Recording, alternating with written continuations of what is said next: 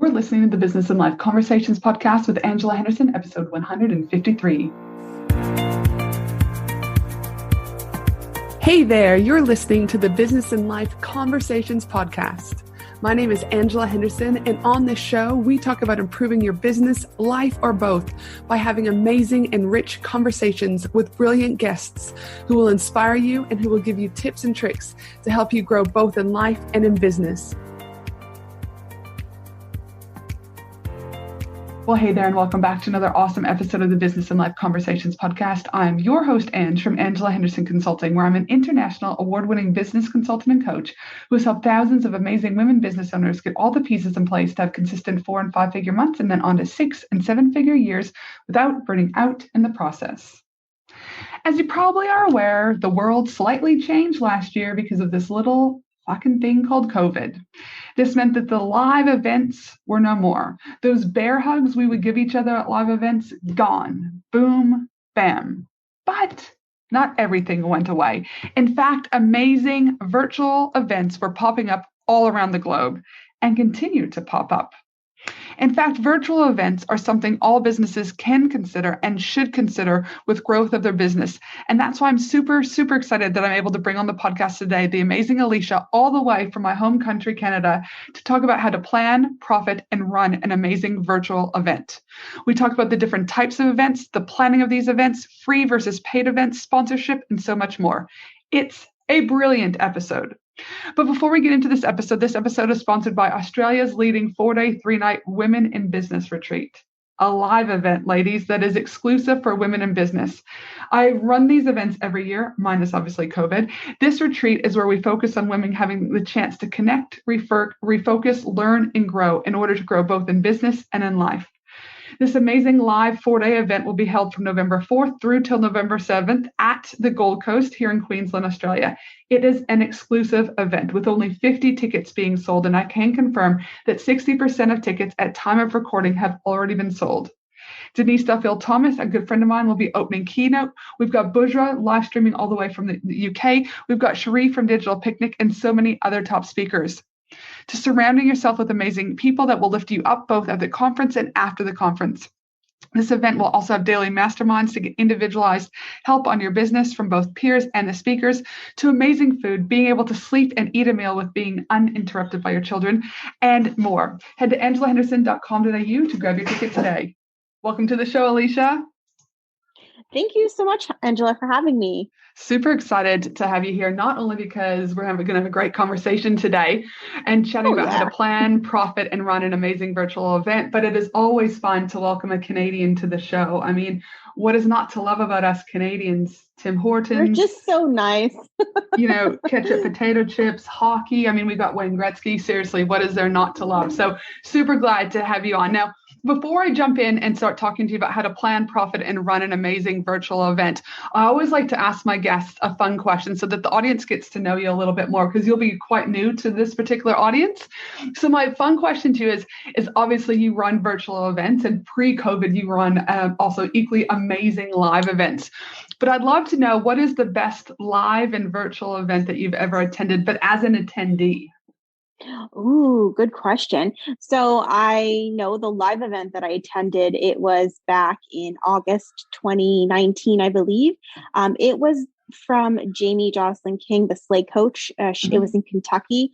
The best event that I've ever been to. I met some amazing friends that I'm still friends with now, had some whiskey, had some dancing. It was incredible. So that was my favorite live event. My favorite virtual event as attendee had to be one in the industry. It was about the pandemic and also about where event profs were going. So very, very informative for me, content based. I met some really great event professionals, ended up having clubhouse rooms and things like that. So definitely, two different sides of the spectrum. One was super fun and one was very informative. Mm-hmm. And that's the thing, is like events can be anything to different people. It depends on exactly. What I run Australia's leading women in business retreat. And so we run that every year in November. Obviously last November we couldn't. And it's, the energy at a live event can be quite contagious. It can be quite awesome, but it can also put introverts into a bit of a spin sometimes. And so I'm mindful of that. But and we'll talk more about it today, but virtual events are also adding their awesomeness to it, even though it's not live. And so it's just such a great evolution, really, to see how well events can still be done online. And that's why I'm super excited to jump into that today. One other question, though, just so that the audience gets to know you a little bit more, Alecia, is where did you start your business journey and what are you up to now? Just so that they kind of understand your business journey. Oh, yeah. So I've been in business for myself since I was 14. My first business was actually selling bracelets and jewelry and beads in elementary and high school. But I always had a business from like I said, the age of 14, even though it was registered. Then my second business, official business, age 19, and I used to run a brick and mortar dance studio. And then I had another business. So this is like my fifth or sixth business in where, it's always been just about bringing people together, regardless of what the business or industry it was. So I loved bringing women particularly together. And so that's where I've been. I used to run back, in Angel Fire ICQ days. I used to run an online women's community on the internet, which was very unheard of back in 2003, I think it was. And so I used to bring women from all over the world together in an online forum. Remember the forums, the chat rooms? Back in the day. Back in the day. And so that's my journey thus far. But really, my events business, it's been about 6-7 years since I've run it. Yep. And what's your favorite part about running the events business? Oh, I think there's so many different aspects. I mean, I love having a team. That's one of my favorite things is having a team that I can rely on and just go to, but also the actual events that happen, whether they're virtual or whether they're live, seeing the end result is just, you can breathe a sigh of relief on the day of and just see come to fruition, just see the whole thing come together, the, labor of love that you put yourself into for the last, months and months and months and see it come to life. But really it's having that team and really having that, that day of seeing what you've created for the last couple of months come together. And like you said, that sigh of relief. Going, okay, we fucking did it, and it's good, and everyone survived, right? That we had no tech problems, or there was tech problems, but we pulled it off anyways because we had the contingency plan. So yes, it's one of those things when you run events, you're like, you can lay in your hotel room or in your house if you're in COVID, right, and just go, whew, we pulled it off, my friends. We pulled it off. Now, we're here today, obviously, because the scene has changed so much over the last year around events and different countries being in different positions with dealing with COVID. We're here to talk about how to plan, profit, and run an amazing virtual event. But for those businesses out there who may have never considered running a virtual event or don't even know where to start, I'd love for you to share, why should businesses even consider this as part of their business strategy to run a virtual event? Well, listen, I think there's a number of reasons. The first always being brand awareness. I ran my first event myself for my own business last year at the height of COVID in April. And I actually had 750 people show up to my own event. I mean, the event planner always behind the scenes. So really, right. I was like, wow, I actually did it for myself. But I had, this great brand awareness, people that, the speakers brought in some great attendees.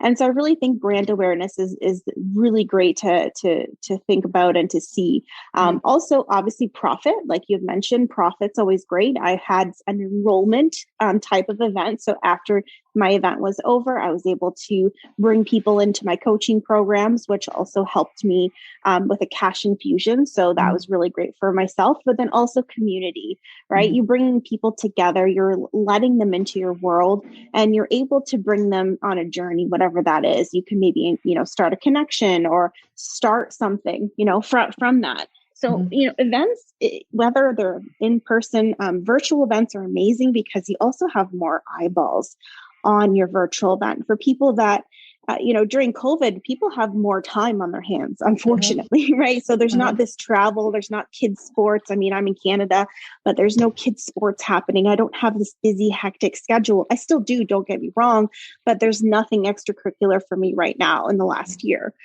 So more eyeballs, more traffic, more people can attend. And then also we can make it evergreen. So you can repackage that in a later date into something brand new and remarket it. So there's four reasons right off the bat, and I think they're really compelling reasons. Just like a course, you launch a course, you can have extra money, extra traffic, and brand awareness.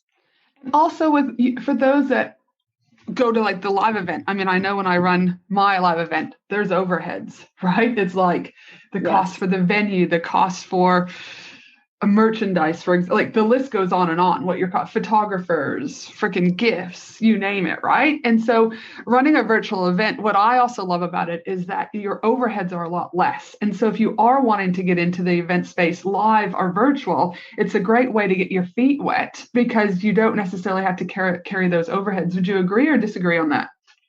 I would say there is a definite reduction of cost. However, if you are going to do a virtual event, let's say yourself DIY, you're going to just maybe host it on Zoom.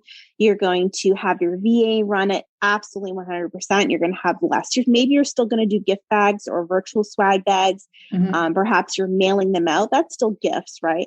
If you're hiring AV or production, to run your show, to help you, that's also cost. I mean, maybe again, reduction, 10-20% reduction fee. If you're paying your speakers, that's still a cost, right? So I think the biggest thing, it would be the venue itself is where you can kind of slash those prices. So I would still definitely say there is a reduction, but it's not all gone away unless you're DIYing it. Yeah, absolutely. Yeah. Now, for those that are like, okay, I've never considered this, what type of businesses could have a virtual event? Because I know that there'll be listeners out there going, it's not relevant to me. It's not relevant to me. But I believe, correct me if I'm wrong, because we're also friends on Facebook. I mean, we're not obviously besties because we don't know each other, but we are friends. And I remember, again, Canadians do stick together. But I swear I saw somewhere on your feed that you had signed NASA to work with to run an event. Am I correct with that? I did. How fun is that? And obviously you might not be able to talk too much about it, but it's like NASA. I would like when I saw that, I was like, why the hell? NASA? What? Like, why would they be doing it? So I just want to kind of set the benchmark. Like, are virtual events for anyone? And if so, and if not, who would they not be for in your experience?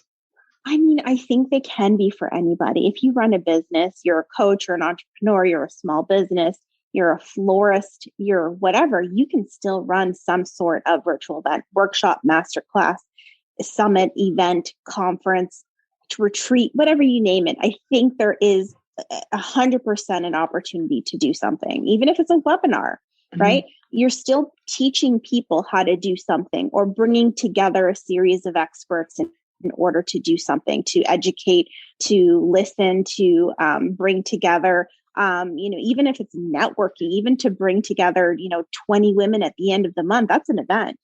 So I definitely think there's something. And yes, with NASA, I mean, 27 pages of non-disclosure agreements later, I can't necessarily release any, but they are doing events. They are doing different activities. I mean, there's going to be, I think, 4,000 people on the line. And so it's something. Everyone's doing it, right? It's not just one business. It's multiple businesses and industries. And I always say with those businesses out there who are like, they might not because it's so new and they may never have considered it before. But the reality of it is opportunities are everywhere if you choose to look for opportunity. But you can choose to have excuses too, right? So I'm like, your life, your choice. But the reality of it is if you're willing to look outside the box and look for opportunity, then virtual events, regardless how big, small, or type of event, can still work for a business.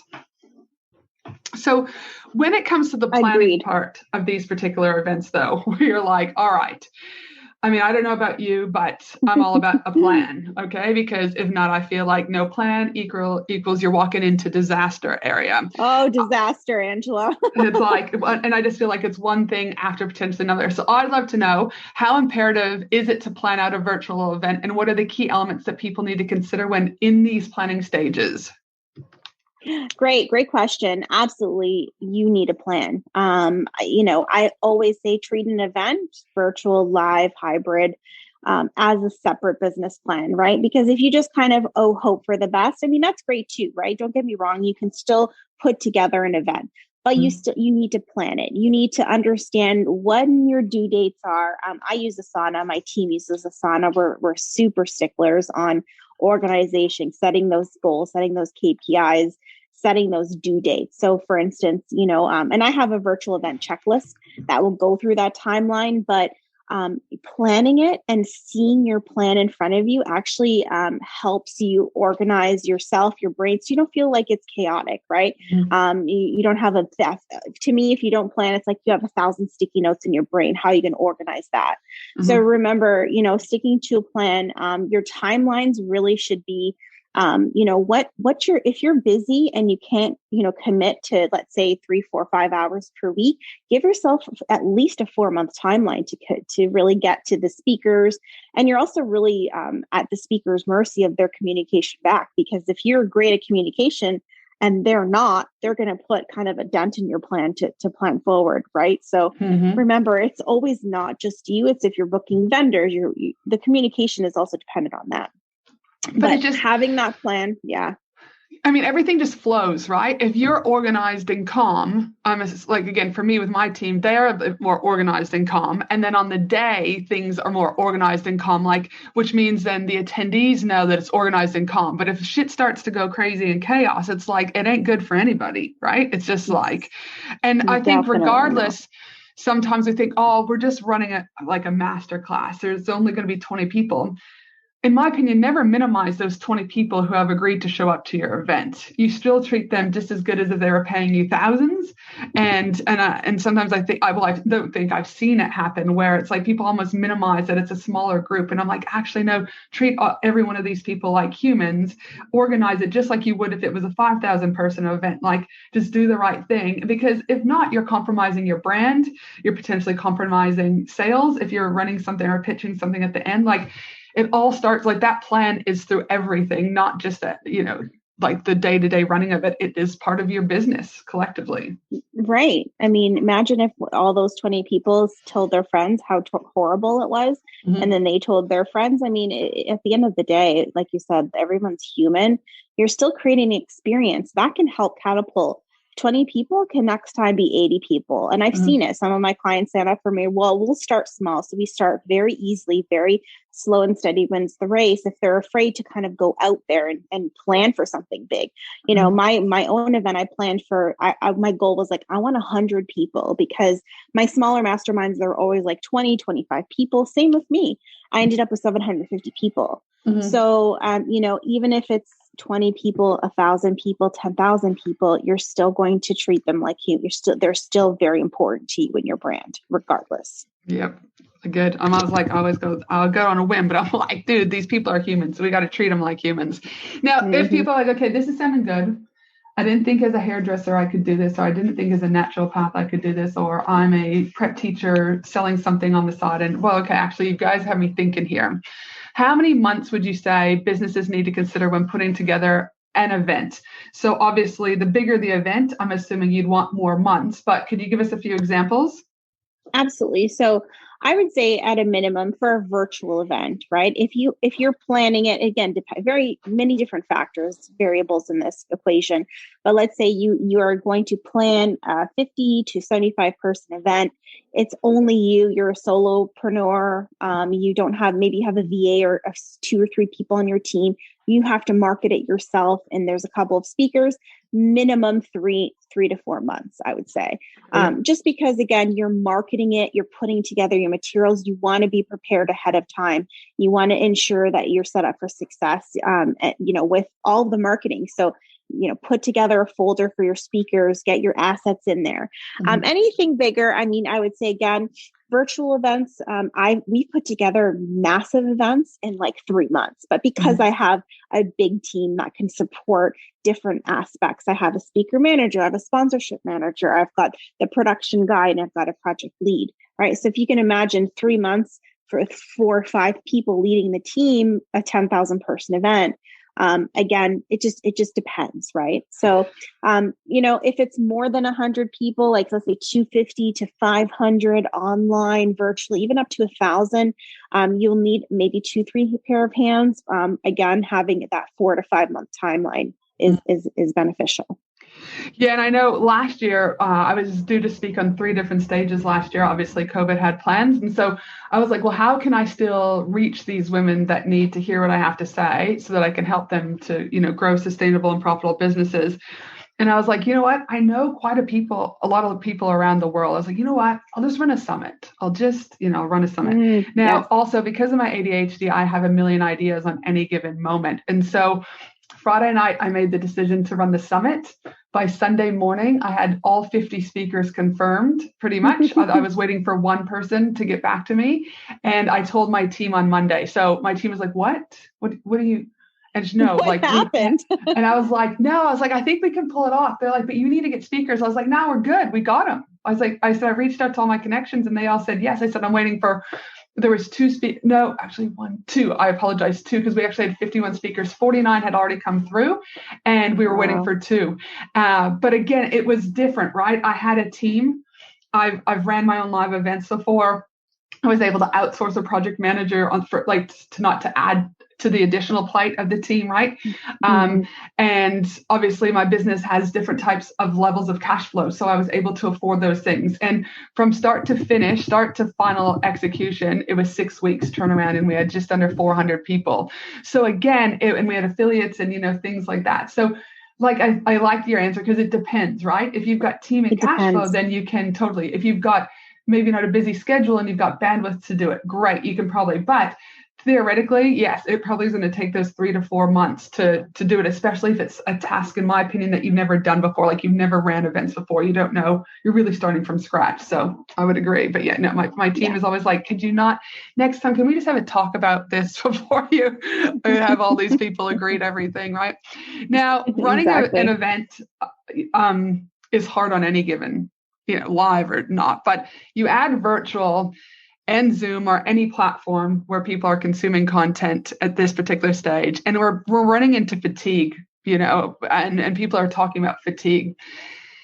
And it can be hard to engage these particular people because of the Zoom type features are this. What do you suggest people include to keep these events fresh and vibrant so that people are still participating and feeling like valued, seen, and heard while these events are going on? Yeah, that's a great question. I mean, think about it. Have you ever binged on Netflix for any given time frame? Yeah. Have you ever sat in front of a TV for more than 8 hours? And did you feel fatigued? Right? It's funny because I love the saying Zoom fatigue. I mean, we've been using Zoom forever. I think the corporate people came in and we're so used to the corporate, lifestyle down the hall, and they weren't on the computer all day. So I think there is a certain amount of Zoom fatigue. I think Zoom fatigue is actually a saying for it's boring, right? Yeah. So you go to an event, right? Because I can watch Netflix. I mean, gosh, don't let me say this on air. I can watch Netflix for hours and hours and I'm not bored because it's entertaining. So that's the thing. It's like you have to make it a production. You have to make it entertaining. It cannot be boring, or else then people get this quote unquote Zoom fatigue. They drop off and they never come back. And so, the idea is, right, it's a production. It has to be a production. It has to be kind of like a TV show. You have to ensure that your quality of production and not just a floating head on Zoom, because that's boring, is going to be more than just your show. So I've run, production shows where I'm the show director. I'm reaching, I have got 8 people on comms. I'm saying, okay, angle 1, camera 2, lower third with the title. And so all these things may seem foreign to you, but again, you can utilize these really interesting engagement factors. You can, in Zoom, let's pretend, you can use an app called, and I love this app, it's called app. So mmhmm.app. You can get it. I think there's a free trial, or else it's pretty cheap, right? Like $10 a month or something, where you can actually make your presentation super engaging. Especially if you're a speaker that's going to take virtual stages, and it will help you with your presentations. You can also add engagement on Zoom. I always like the 10-2 rule. For every 10 minutes, do an engagement piece. That could be get up and stretch. That could be a music break. That could be a video. That could be different ideas, multimedia. That could be maybe entertainment, right? Mixologist. That could be put an emoji in the chat. Let's connect again. Put a word in the chat. for platforms, there's gamification. We've done scavenger hunts. We've done escape rooms. We've done it all. Trust me. But at the end of the day, it's a production. And I think the idea for that not to be boring is to make it as every 10 minutes or even if you can't do 10 minutes, every 20 minutes, change up your production, have a different angle. No longer are 8-hour Zoom days. Have fun, small bursts of content online. I don't like going to an agenda more than like a 5-hour day. It just doesn't work for me. Right. Yeah. I have kids. We have kids. We're at home. We're distracted, whatever. So make it short, make it fun, make it educational, and make it the best thing you can do in a 5-hour day or less. I know I've seen in one of the masterminds I've been, they brought like a DJ. Right. So that was interesting. Yeah, so the exactly. DJ was there. I also remember another mastermind I was in, they brought a live goat, like we were live in a goat farm. So they're like, hey, our special guest is tuning in. It's like a freaking goat farm and llamas and stuff. Right. But again, it was like it almost like that disruptive marketing, right? It disrupted what you were doing to actually be forced to pay attention. Even if you're like a freaking farm, you're like, whatever, but you're like, there was like this, you were intrigued. How are they live streaming from the farm? What the hell's that goat? What is that? Like you were, do you know what I mean? And again, though, regardless, like you said, if you were interested with the farm, it still left a memorable experience. It still got me talking to other people. I mean, I'm talking about it now, right? Exactly. And so again, I like the word that you use there is consider it that production. Now, there seems to be a lot of P's because we're going on to the next one, which is profit. Can virtual events be profitable? And if so, how? Is that through tickets, sponsorship? Is it sometimes a combination? What does that look like? I think it's a combination. I mean, it depends on the event itself. I mean, if you're running a virtual event, you're a service provider, coach, consultant, entrepreneur, there is always room to have a couple of sponsors to offset some of the costs, to have maybe an expo area, maybe sell some virtual booths. Is that something that you want to do? The ticket pricing, typically, because it's a virtual, I wouldn't price it too high. So I've seen a little bit of reduction in ticket prices. So maybe 20% off of what the in-person looks like, because maybe we're not doing as many gifts or something, or there's not extra time with, one-to-one coaching. But ticket pricing usually do not add that up. What I see when you can add the profit and what I know is true is what the enrollment is after. So what are you offering to continue to work with, the actual host? So perhaps that's, you're offering a 5-week coaching program after your event, and that's your offer. You're going to enroll 10% of your audiences, and that could equal $50,000, let's say. Yeah. So that's something. If it's a bigger type of event, industry, corporation brand awareness, that kind of thing, your ticket prices are maybe a little bit higher, like let's say $300, $400. You can really offset a lot of the cost with your ticket pricing. But really, when it comes to profitability, you have to think about the after effect. Like, what are people going to do after the event? You've offered all this content. Where and how are people going to work with you in the after? And so, I've seen some events sponsored 100% and then some by sponsors. So it really depends. We do an event in January. It's a tech conference, and we get the entire thing sponsored. Okay. And so the ticket pricing are all profits after. Yeah. And speaking of sponsorship, I mean, what's your number one tip you can give when it comes to getting paid sponsorship? Because again, it's a very intriguing component to be able to add. Well, if I can get this entire event paid for through sponsorship, drinks, food, whatever, if it was live per se, but if it's virtual, all those other virtual overheads, and then be able to be profitable off of every ticket. And that's not even what's the back end offer off of that, right? What's your number one tip you can give when it comes to getting those paid sponsorships? I mean, it's a long-term partnership. It's a long-term game. I would never suggest just going out to find sponsors just because you want money. It really comes down to relationships and alignment with the company, right? There's some companies that I'm just like, I love them so much because I love who they are. I love their culture. I love their business. I love everything that they do. So that to me, and if they love me, oh my gosh, it's a match made in heaven, right? If our audiences align. So I've had sponsors who are over the moon to sponsor some of my events because everything matches up, and we have that rapport. because I've introduced myself. I've said, hey, I seen you at this event. I've talked to somebody there. I maybe purchased their products. I'm part of their affiliate program. So remember, it's not just about the money, because if you're going after somebody for the money, it's, hey, no one wants, you to put their hands out and be like, give me money. I don't care about you. So that's definitely what I have to say about sponsorships, is that don't rely on sponsors to get your event to profit. Think about how you can be, because they're human, right? We're going back to this human comment. They're human too. And so, treat potential sponsors. You can find, what companies do you work with right now? Or like what companies, for instance, like I love Podia. That's my favorite, place to host all my courses, my membership, my programs, all that kind of fun stuff. I moved over to Podia from another company, but I ended up seeing them live at an event. I was like, man, I'm in love with you guys, just because they were just so incredible, and their story was incredible and resonated super well with me. And we stayed in touch, and he's frequent guest on my podcast. He's featured me in Podia.com on the blog, and I mean, again, it's a match made in heaven.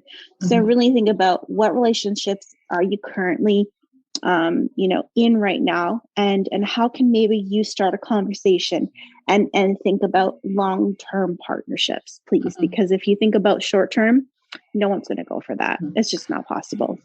And I love that, because with my first business, Finley and Me, I used to be one of Australia's leading influencers. So I did a lot of sponsorship stuff. I was signed with Netflix as one of their top 30 influencers here in Australia and New Zealand, and, big, Club Meds, Hilton's, a variety of other international and national brands.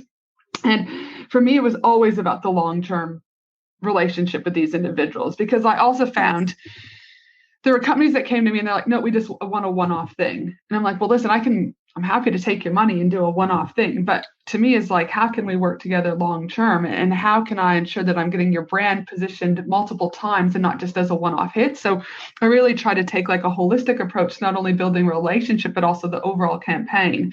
As one post on social media probably is not going to cut it. They might think it is, but if the algorithm is not in your favor and things like that, I was like, this isn't going to work. You probably want access to my email database. You might want some video content done. You might want some live streaming. And again, this will have to evolve over time as I get to know you more, understand more about your company, the brand, your values, right? Some of them got it and others didn't. And I had always more success for those who are looking at that long-term relationship, that long-term campaign than one-off. Again, I'm very big about human-to-human marketing, the experience and interaction one faces with a particular brand. It's like, what is that? And to me, it's like that long-term experience, like at that long-term interaction. So I couldn't agree more about making sure, again, people are treated like humans. Exactly. Oh yeah. I mean, that's definitely something that I hear 99.9% of the time with sponsors, and I talk to them pretty much on a semi-daily basis. Yep. And they know too, like people, I don't know. They just know. I don't know how to explain it. It's like, I don't know how some people think that they can actually write an email like this or do this or have the balls to say this. I mean, people do, but I'm like, have you lost your mind? Have you maybe I always said, there's a funny thing where people are like, what's your price? And on one of the memes I put, I'm like, hello, my name is Angela. Just ask, they're already jumping to things before they even ask you your name, right? So now, what have you found in your experience with running these events? What are the pros and cons of having a paid or a free event? Have you seen any ups or downs in either of those categories? Oh yeah. When you host a free event, unfortunately, there's no accountability, right? There's no accountability to that ticket. So it's very difficult to actually see 100% show rate of the attendees. So the last event that, from a client, it was definitely free because they had to. We had about a 50% show rate from that. So half of the people showed up, which is very bad. Some circumstances, only 20% of people show up. So it's very difficult to understand how attendees show, because there's no accountability. I didn't pay for it, so I don't need to go. Yeah. So I always recommend that, a pro is even if you want to do a dollar ticket. I mean, you've probably seen this strategy before, a dollar ticket, or even like a $20 small minimal fee, so that people still have the accountability. Because I paid, I think, $35 for a ticket for a concert a couple of weeks ago, virtual concert. And I was like, yep, I have to go. It's on my calendar. I paid for it. Right? It's like the kind of the value aspect. So my recommendation, don't do free. Unless it's a masterclass or unless it's a webinar, unless it's a different type of angled event where, it's more like a live or something of that nature. Or even a clubhouse chat. I mean, we've seen virtual events happen on there. So it's just very, dependent on your needs. But again, a bigger virtual event that's free doesn't quite work out for that show up rate that you need. Paid events, I think that $97 is a great price point. Under the $100 threshold seems to work really well. And then having those upgrades in a VIP setting is a great secondary choice as well. And like you said, it's about people taking accountability and investing in that commitment, right? Exactly. And of course, you're still going to have some people don't show up, their kids sick, car accident, whatever. Yeah, but the majority of people, but I would also argue from a business consultant point of view, is that they've already even now inquired them as a client. They're technically a paying client. They've gone from cold or warm and they're now a hot client. The likelihood, if you're able to perform and nurture them like humans and execute a great event, that if you've got an offer on the back end, they're more likely to continue to throw money at your face, right? So exactly. Like I think again, by having that's what we did with our summit. It was a small amount of fee. I think it was like $47. I'd have to double check for the ticket. And affiliates also got 50% kickback for any of the affiliates that purchased, because I wanted to be able to give back to those speakers also. And so again, we were able to see that, sure enough, they were more happy, or they may not have purchased right away, but they're more engaged in my community. They're leaving reviews on the podcast. So they're still active in my ecosystem. And I always say to people, just because it's a no from them now doesn't mean it's a no from them forever. Because even though they're a hot client and they've still paid for that ticket, it might not have been enough for them to go, I'm committed to you full term, right? But they're still there in your ecosystem and you've still been branding, your business. So I'm with you on, I would rather some small amount of money than that free. And that's what I also been talking about with like lead magnets too, right? Free lead magnets are great to some degree, but I don't know about you. Any free lead magnet that I download, I put into my resource folder and it's there if I ever need it. Whereas when I'm paying even $7 for a lead magnet, $17, $27, whatever, I still at least open it and have a sticky beak around. I might not utilize it all, but I'm still actively looking at it. So I agree. Just even a small amount is better than nothing. Now, yes. When it comes to running the event on the day, what are the main things that you would want businesses to consider? I always have a run a show, have a contingency plan in virtual tech, have 2 plans, backup plans, have a backup modem, especially if you're running the show, have multiple computers, but really a run of show that actually tells you minute by minute what's happening. And really just ensuring that you practice. And, again, especially technology, we can't control it sometimes, which is unfortunate, but we can always have a plan B. So really thinking about, utilizing that and ensuring that your team is prepped and everybody's prepped and they know exactly what's happening. Communication, I've seen shows fall apart miserably because people are like, oh, what's the transition? What's okay? Back to you. So, make sure everybody's on the same page, in a virtual setting. In a live setting, it's easier to read that non-verbal body language. You know what I mean? You can read body language. You can see cues. You can see people waving in the back of the room. But in a virtual setting, everybody's in their own home. You can't see who's next or what's happening. You can't, unless you're on comms. So again, thinking about everything has to be over communicated for your day. And I don't think you can ever not communicate too much on those type of things, right? Like, hey, do you have the running sheet? Okay, yeah, well, here it is for the 50th time. Just don't lose it, right? Like, oh, here's the link again. I know when I was running a live event last year, because I also have a mastermind and we were due to be meeting up. Obviously, we couldn't. So Denise Duffield-Thomas is a good friend of mine. She was one of the speakers. Lisa Court, if I hold a bunch of amazing humans that were speaking. And Zoom actually changed, like I've got a password already embedded in my link, like you would have seen today when you click, it's already there. So you don't have to enter any passwords, etc. But they went in there and changed something and assured me that it was still fire. And so I went in there, I got off the call with Zoom support. I then went in there to test it, and sure enough, it didn't fire. So all of the links that they had been given no longer worked. So then I had to go back into Zoom, and then it was now 2:00 in the morning, and Zoom still had me technically out of my account. It was so fucked up, right? I was working with someone, there was 3 Zoom members on a Zoom call with me trying to figure out what was going on, and no one knew what they had done. No. And so I was sitting there going, what's our backup plan? I was like, great, I could create a new Facebook group. I can send text messages to each of them if we have to. I'll have my team call them if we have to, because the event was starting at 9. This was 2. I was in the morning, and it still wasn't resolved. So luckily they were able to get it resolved, but we still had to send them links out. And like I was saying to Zoom, I was like, I look like the dumbass because of you guys.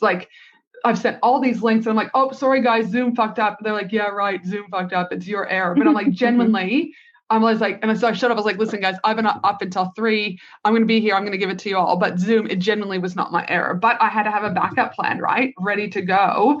And again, luckily enough, I was testing links and not taking it for, granted that they were going to do what they said they were going to do.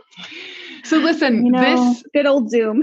Good old Zoom. Like I said, they've had significant growth themselves this year. So I try and be patient, because I'm like, listen, no one could have predicted what was going to happen. But I'm like, come on, people, you're now Zoom bringing in more money than you've ever probably made. Hire some more people, do something, right?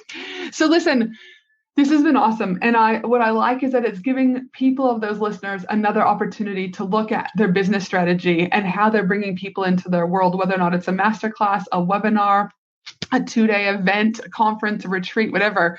I believe there's room in any business model for a virtual event. So I'd love for you to share with the audience, if they're wondering well, how can I learn more about Alecia? Where can they connect with you? What are you up to now that might be intriguing to them? Can you share a little bit? Absolutely. So you can always find me, Eventistry by Alecia. That's a mouthful.com. Hopefully you could link that and 100% will to the website. You can go to the website. I also have a free virtual event checklist that will give you a 3-month preparatory time, so you can actually see all the tasks that you need to do. And then I also have amazing group programs for sponsorship, how to land your first sponsor. And then also I have a free masterclass on how to start your own virtual event. And so that can definitely be part of something that you look into and listen and get in there, because again, if you don't know where to start, I'm making it easy for you. So definitely check out the links. Yeah, absolutely. I mean, we will put those in there. Now I've got one final question. What do you know now that you wish knew when you first started out in business?